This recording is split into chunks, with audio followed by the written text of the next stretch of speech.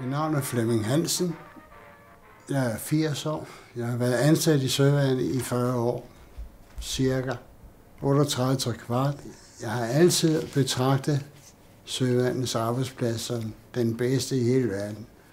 Jeg startede som mekaniker over på Rishøjlevej. Der lå der en minestrygningsværksted dengang. Ret stort, meget stort. Og senere fik afdelingen tilført, at vi skulle til at lave kabler til minestrygning på de nye Sundbåde, som der kom fra Amerika. Så fik vi indført et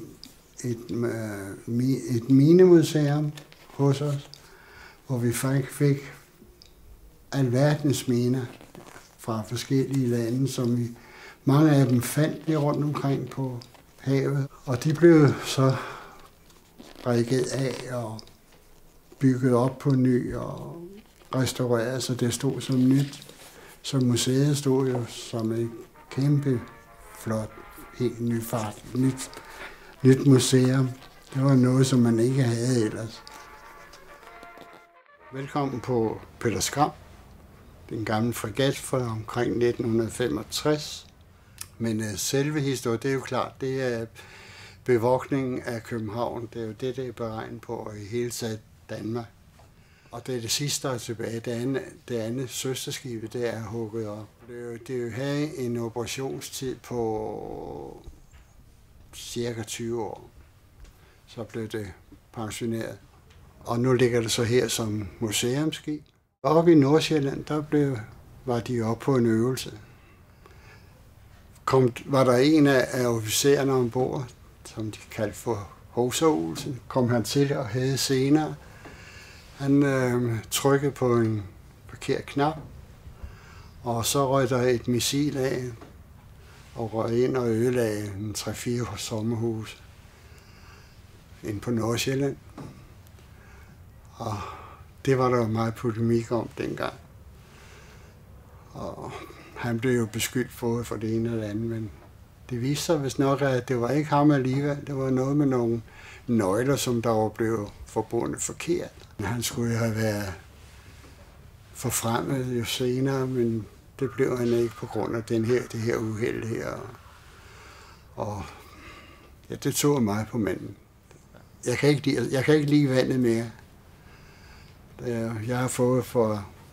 Ja, jeg havde selv købt et skib for et par år siden, og lige pludselig så kunne jeg ikke lide at gå på siden af dækkene, så nej, jeg skal ikke ud og sejle mere.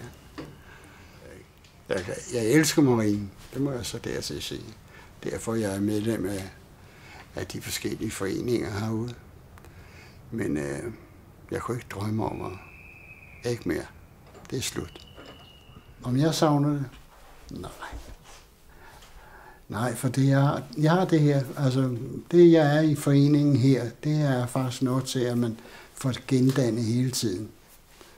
Rent arbejdsmæssigt, der er jeg jo færdig. Jeg er 80 år, så jeg synes, jeg har gjort mit, så nej, det har jeg ikke lyst til mere. Marinen, de er jo ikke, de antager jo ikke så mange værnepligtige mere. Så efterhånden som årene går, så er det jo klart, det vil dæmpe på personalet, altså på medlemmerne. For det er jo de værnepligtige, man samler op mange gange. Eller også er det søfolk, som ude fra et kufferdin eller fiskere. Og nogen, der har tilknytning til marinen. Marinen vil altid bestå.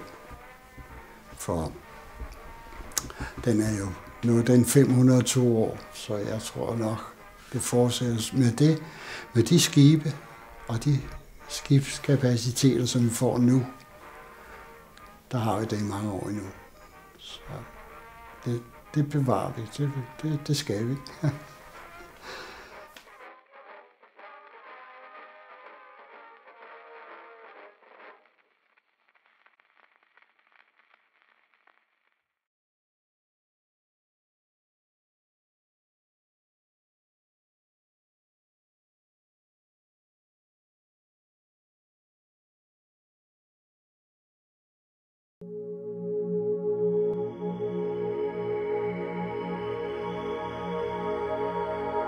Sofiebadet er en gammel badeanstalt. Den er fra 1909. Der er flere badeanstalter rundt omkring i København, men Sofiebadet er den eneste, der er åben nu. Hvis man kommer til Sofiebadet for at få kurbad, så kan man nyde saunaen. Der er et japansk trækar med 42 grader varmt vand i, som virkelig er med til at rense kroppen igennem. Vi har også et koldvandskar, så man kan vekselbade mellem sauna og det kolde vand. Og så har vi mulighed for, at man kan tage urtekarbad, enten i det gamle porcelænskar fra 1909, der står inde i kvindeafdelingen, det gamle kvindebad. Eller man kan tage det i vores kobberkar, der står inde i herrebad, det gamle herrebad. Hvis man kommer i Sofiebadet for at få en hammam-skumbehandling inde i vores tyrkiske hammam, så klæder man om, og så får man noget, der hedder en pestemal, og det er sådan et klæde, som minder om en sarong, og det er så tyrkisk navn, det er pestemal. Og det er til at have rundt om kroppen. Så man behøver faktisk ikke at have noget med, når man kommer i Sofiebadet. Man kan komme lige fra arbejde, uden at have en stor sæk med alle mulige remedier.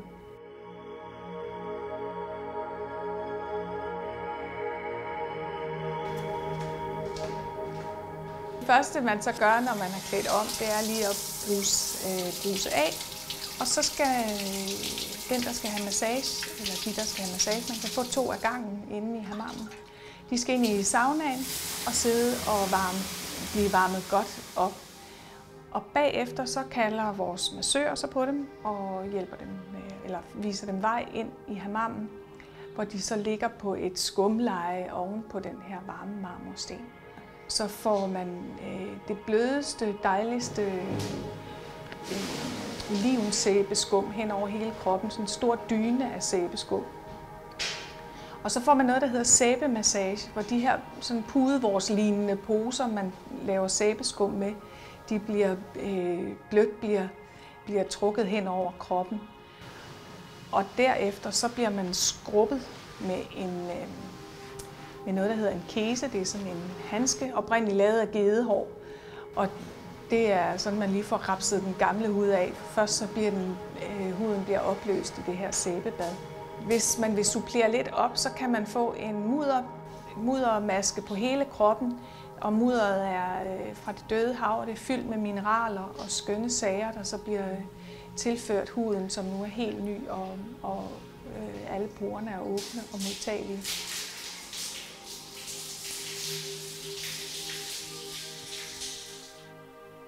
Når man så er færdig, så er man faktisk ret færdig og endelig faldet til ro, og så er det rart lige at sidde inde i herrebadet, få en kop te og høre på vandet risle og lige vende sig til, at man er landet igen.